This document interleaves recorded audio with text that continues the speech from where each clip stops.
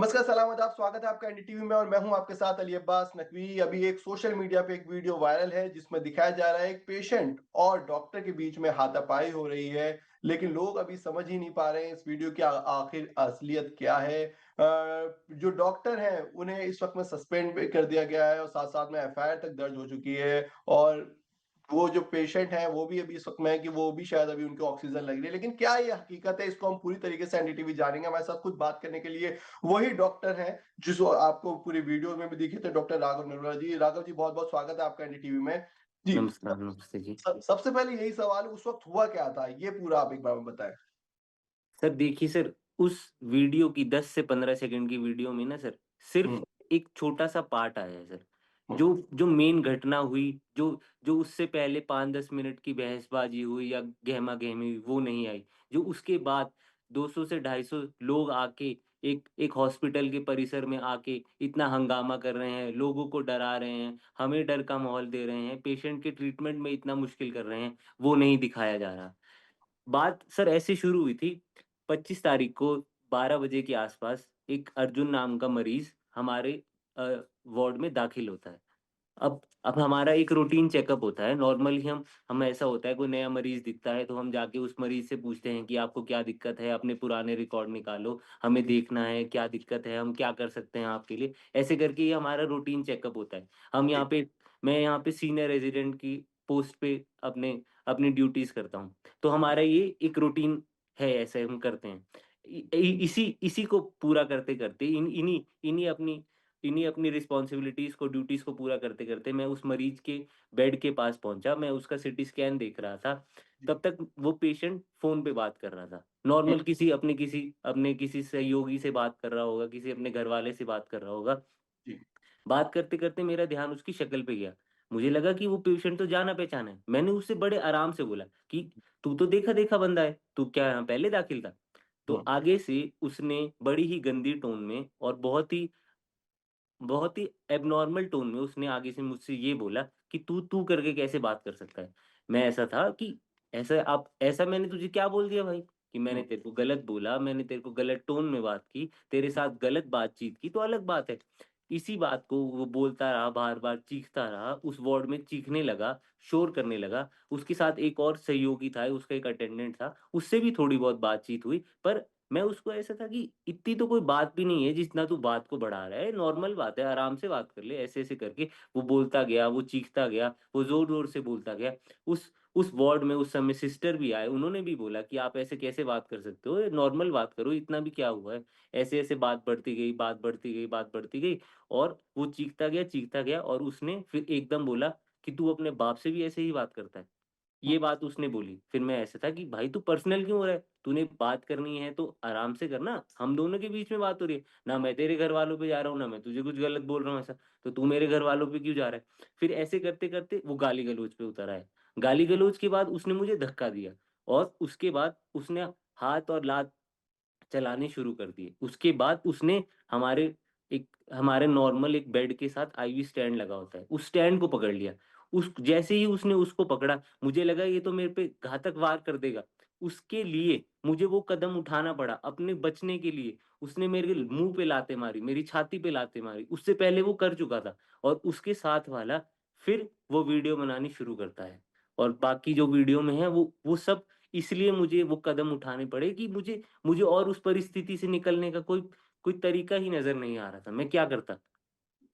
तो 2 चीज़ें हैं, पहले तो यही है, अभी आपने बोला कि उसने ये लफ्ज़ बोला कि क्या तू भी अपने बाप से भी इसी तरीके से बात करता है? क्या हाँ जी। मानते हैं ये मतलब तू एक तरीके से कोई भी इंसान हो, जैसे मैं आपसे बोलूँ तू कैसा है? तू मतलब थोड़ा-सा एक अवॉइड लगे, गंदा सा लगेगा, तो क्या लगता है थोड़ा-सी एक एक गलती आपसे भी हुई कि ऐसा तू तड़ाक से नहीं बोलना चाहिए? सर इसको गलती नहीं मानेंगे। बात ऐसा था कि मुझे लगा कि वो मेरा जाना-पहचाना बंदा है और एक ऐसी बात है कि जैसे मैंने उस पेशेंट का जब सीटी स्कैन पकड़ा तो उसपे उम्र भी लिखी होती है, तो वो 35 साल का था। कोई मेरे से बहुत बड़ा नहीं था, मैं 32 साल का हूँ, वो 35 साल का था, 3-4 साल बड़ा था और मैंने देखो सर शब्दों पे नहीं जाना होता कई बार ना, कई बार टोन पे जाना होता है। मैंने ऐसी कोई टोन अभद्र टोन का यूज़ नहीं किया था। जैसे आप और मैं भी बात कर रहे हैं। हुँ, अब ये नॉर्मल बात है, नॉर्मल टोन है। तो ऐसा नहीं था, "ओए! ऐसे ऐसे थोड़ी बोला, ओए तू ऐसे कैसे?" ऐसे नहीं हुँ, बोला गया था। ऐसे ही बोल रहे अच्छा, हैं, "यार तू बंदा तो देखा-देखा है।"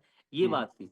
अब हुँ, देखो सर अब वो पेशेंट एक प्रोसीजर करा के आया था। कई बार ऐसा होता है, हॉस्पिटल है, बंदा परेशान होता है, कैसे परसीव करता है हर चीज़ को। पर सर इसके 2 पहलू हैं ना। मेरी तरफ से मैंने उसको गलत तरीके से नहीं बोला, गलत शब्दों का यूज़ नहीं किया। उसको लगा कि मैंने गलत शब्दों का यूज़ किया, गलत तरीके से बोला। इसके 2 पहलू थे, जिसको एक ही पहलू को सुना गया। मेरी बात को किसी ने सुनना भी ज़रूरी नहीं समझा। वही अगर इस वक़्त में जैसे यही अगर उसने उसको ये बुरा लग रहा था कि आप अगर ये लेकिन अगर हम उस वक़्त में ये कह देते कि अच्छा भाई माफ़ी सॉरी हो गई मुझसे गलती अच्छा तू तय मेरा इंटेंशन ये कोई है मेरे भाई, मेरे लिए तो तू एक मरीज़ है। तो आपको लगता है कि वो शायद वो ये चीज़ सँभल जाती? सर, ये बिल्कुल ऐसा हो सकता था, पर अगर उसने ये मुझे मौका दिया होता, अगर वो नॉर्मल तरीके से मेरे से बात करता, वो चीखता नहीं, वो बात को बढ़ाता नहीं, तो मेरे को क्या आया? मैं इस अस्पताल में पिछले 8 साल से काम कर रहा हूँ। अब ऐसा कैसे हो सकता है कि 6,000 से 7,000 मरीज़ देखते हैं हम, मतलब पूरे इन सालों में मैंने देखा होगा, किसी के साथ ऐसा नहीं हुआ और एकदम ही ऐसा कैसे हो जाएगा कि बात इतनी बढ़ गई? ऐसे तो नहीं हो सकता ना, अगर अगर कुछ ऐसा होना था, तो ऐसा पहले भी हुआ होता। तो आपकी कहाँ-कहाँ चोट लगी? मतलब आपके मैं अभी हाथ में भी देख रहा हूँ प्लास्टर सब कुछ बंधा हुआ दिख रहा है। जी, कुछ आपकी चोट कहाँ-कहाँ पे आपकी चोट लगी है? सर, जैसे जैसे वीडियो में मैंने भी बाद में देखा, उस गरमा-गर्मी में तो मुझे भी नहीं पता लगा कि मुझे कहाँ चोट लगी। पर उसके बाद जब जैसे मैंने वीडियो देखी, तो उसने छाती पे, मुँह पे, मेरे हाथों पे, मेरी बाजुओं पे, उसने पैरों का इस्तेमाल या घूँसों का इस्तेमाल हुआ था। पर लेकिन मेरे हाथ में सबसे ज़्यादा चोट लगी, तो आप जब एक राउंड में दिखाएँगे थोड़ा बिल्कुल देख सकता हूँ देखिए कि आपकी भी चोट लगी तो मतलब ये उसमें इस फ्रैक्चर तो इसमें फ्रैक्चर आया है। अभी मैंने सीटी स्कैन कराया है, एक हेमेटिक बोन होती है, उसका फ्रैक्चर आया है इसमें। और उसके कुछ ऐसी चोट आई वहाँ पे जो और वो सर कहाँ है अभी? आपके हॉस्पिटल ही है वो चले गए? सर नहीं, सर वो अभी हमारे वार्ड में ही दाखिल है, हुँ, स्पेशल वार्ड में है। हुँ। उसकी भी चोट आई, पर जितना हमें ये पता लगा अपने साथ वालों से कि सर 2 टाइप की हर्ट होती है, कि कई बार जैसे फ्रैक्चर हो जाए तो उसे ग्रीवियस हर्ट बोलते हैं और ना हो तो उसे सिंपल हर्ट बोलते हैं। तो उसका एमएलसी में सिंपल हर्ट ही बना है अभी तक। बाकी इससे ज़्यादा मुझे नहीं पता है। वही अब एमएनसी की बात करें आपके ऊपर एफआईआर भी दर्ज हो चुकी है। तो क्या अभी तक कोई पुलिस ने या अभी तक आपको बुलाया या कुछ कोई प्रोसेस हुआ अभी तक क्या आपका? हाँ जी सर, पुलिस ने दोनों साइड के बयान ले लिए हैं, दोनों साइड की एमएलसी कट चुकी है, दोनों साइड की रिपोर्ट दाखिल हो चुकी है। इसके अलावा सर आज मैंने अपनी क्रॉस एफआईआर भी कर दी है। आपने क्रॉस एफआईआर भी कर दी है, हाँ बिल्कुल। जी सर। अभी हम देख रहे हैं फाइमा भी है, उन्होंने भी आपके साथ खड़ी है, इनफैक्ट जो पूरे डॉक्टर एसोसिएशन है वो सब भी और आज आपकी जो टीम के भी लोग हैं वो सीएम साहब से भी मिलने गए। क्या बातचीत हुई? कुछ वहाँ बताना चाहेंगे कि डॉक्टर्स के लिए? सर जैसे जैसे ना सर एक ऐसा हुआ जहाँ तक मुझे पता है, कुछ ऐसा हुआ है कि 2 टाइप की रिपोर्ट्स बनती है। एक प्रिलिमिनरी रिपोर्ट बनती है प्राइमा फेसिस टाइप कि ग्रॉस ग्रॉस क्या हुआ। एक एक सीएम साहब ने सर दूसरे पक्ष को ठीक से जानने की वो की है सर, माँग की है कि मेरे को डॉक्टर का पक्ष भी अच्छे से जानना है, एक ये बोला है। दूसरा सर जहाँ तक मुझे ये पता लगा है कि कल फाइनल रिपोर्ट का उन्होंने माँगा है कि मुझे फाइनल रिपोर्ट दर्ज होगी। मतलब जो भी उन्होंने एक कमेटी बनाई है, वो एक फाइनल रिपोर्ट दर्ज करेंगे। कुछ ऐसा सर सुनने में आया है। तो अब आप लोगों की आखिर क्या माँग है? अब आप लोग क्या चाहते हैं? सर देखिए सर, बात ये है कि उस 10 से 15 सेकंड की वीडियो में जो सोशल मीडिया पे वायरल हुई है, उसमें सिर्फ़ और सिर्फ़ मुझे गलत ठहराया गया है। मेरे से किसी ने ये जानना ज़रूरी भी नहीं समझा कि मेरा पक्ष क्या था। किसी ने मेरे को ये भी नहीं सोचा कि हम भी इंसान हैं, हमारे माँ-बाप भी माँ-बाप हैं, वो भी इंसान हैं। एक एक एक डॉक्टर कितना गलत सह सकता है, कितना गलत सुन सकता है और सिर्फ़ हमसे ही क्यों उम्मीद की जाती है कि हम धैर्य रखें, हम संयम रखें। और इसके अलावा क्या क्या क्या मतलब ऐसा था सर ना कि 200 से 250 लोग आके बाहर, एक बंदा उसमें से ये बोल रहा है कि ये डॉक्टर या तो मर जाए या या ये देश छोड़ दे, तभी ये बच सकता है, नहीं तो ये नहीं बचेगा। ये ये हालात चीज़ें हो गए थे उस वक़्त उसमें। ये चीज़ें उसने हमारे वार्ड में आके बाहर बोली हैं जो रिकॉर्डेड हैं सर। ये चीज़ें सुनने के बावजूद भी प्रशासन को ये नहीं लगा कि एक डॉक्टर की बात भी सुननी चाहिए, जिसने अपनी ज़िंदगी के 8-10 साल पढ़ाई करके इतनी दूर तक पहुँचने की एक हिम्मत रखी है, एक साहस रखा है। उसके अलावा मरीज़ों के लिए दिन-रात काम करते हैं। हमारी क्या पूरी बात भी नहीं सुनी जानी चाहिए? अगर अगर अगर उन्होंने हमारी बात सुनी तो क्या उसकी निष्पक्ष जाँच नहीं होनी चाहिए? क्या उसके बारे में मेरे घरवालों से, मेरे दोस्तों से क्या मेरे बारे में नहीं पता करा जाना चाहिए कि मेरा व्यवहार हमेशा से कैसा रहा है? तो सर ये उम्मीद तो यही है कि निष्पक्ष जाँच होगी, कि एक एक अच्छा रिज़ल्ट मिलेगा मुझे भी सर। अब एक कंक्लूज़न के रूप में अगर देखें नुरवा जी, अगर वही पुलिस भी है आखिरी में, क्योंकि आप भी डॉक्टर्स को भी जो हर इंसान एक तरीके से भगवान के रूप में देखता है, और पेशेंट भी है उस वक़्त में, बेशक वो परेशान भी होते हैं, सब चीज़ होते हैं। आखिरी में अगर ये सुलह हो कि हाँ, कि भई आप दोनों शिकवे अपने भुलाएँ और वो भी आपसे माफ़ी माँगे, आप भी माफ़ी माँगेंगे उनसे?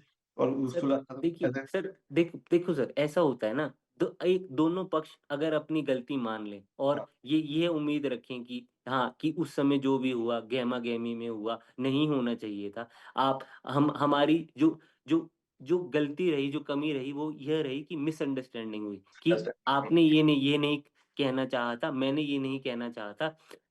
तो ऐसे ऐसे समझा जा सकता है। पर सर एक एक लेवल पे सर ऐसा भी था ना सर कि रॉड उठी, मेरे को जानलेवा हाँ, हमले। ये भी बहुत गलत चीज़ मिलता है, हाँ, क्योंकि सर आपके साथ भी हो सकता था कुछ, बेशक। सर मैंने अगर ये अगर आया अगर कि वीडियो में भी देखा कि उसमें मतलब कोई आपको भी मतलब बचाने वाले नहीं दिख रहे, मतलब कोई कि फौरन आते, कोई गार्ड्स कुछ, इसमें कि कुछ भी हो सकता था आपके, मतलब अगर वो रोड ही हाथ निकल के आपके लग जाती तो इनफैक्ट बहुत प्रॉब्लम हो सकती सर थी। ऐसा था सर, वहाँ गार्ड थे, पर हमारे हॉस्पिटल में ना सर पेशेंट स्टाफ कम है सर, पेशेंट से रिलेटेड। आप अच्छा, खुद देखिए sir, patient to staff ratio sir काफ़ी कम रहा है हमेशा से। गवर्नमेंट हॉस्पिटल की ये प्रॉब्लम रही है। पर सर ऐसा नहीं है कि पूरी मतलब हमारी जैसे कि गवर्नमेंट की जो एडमिनिस्ट्रेशन है उसको ये पूरा करने की कोशिश नहीं की। पर सर फिर भी हर चीज़ में कमियाँ तो होती ही हैं। पर धीरे-धीरे करके मतलब इसमें इम्प्रूवमेंट आएगी, हम भी यही उम्मीद रखते हैं। और सर मैं तो यही चाहूँगा, अगर इस चीज़ को सुलह से, आराम से मान लिया जाए तो ठीक है, नहीं तो सर फिर अब एफआईआर एक साइड से हो गई है, दूसरी साइड से हो गई है, तो फिर अब कोर्ट तक जाएँगे, अगर जाना होगा तो सर। क्योंकि बस हम यही उम्मीद करते हैं जल्द से जल्द आप ठीक हो जाएँ, और ये जो सुलह है, क्योंकि एक यकीन जो है पेशेंट्स और डॉक्टर्स के बीच में, वो हमेशा बना रहे, और हमें भी जिस तरीके से आप 8 साल से पूरी पूरी मेहनत करते हैं, इनफैक्ट आप ही नहीं हर डॉक्टर जिस तरीके से संयम रखते हैं, वो बिल्कुल काबिल तारीफ़ होती है। बस यही दुआ है कि जल्द से जल्द आप भी ठीक हो जाएँ और ये पूरा केस भी सॉल्व हो जाए। चलिए, हुँ, बहुत-बहुत शुक्रिया अनुराग जी, आपने हमें अपना वक़्त दिया। बने रहिए एनडीटीवी के साथ। नमस्ते।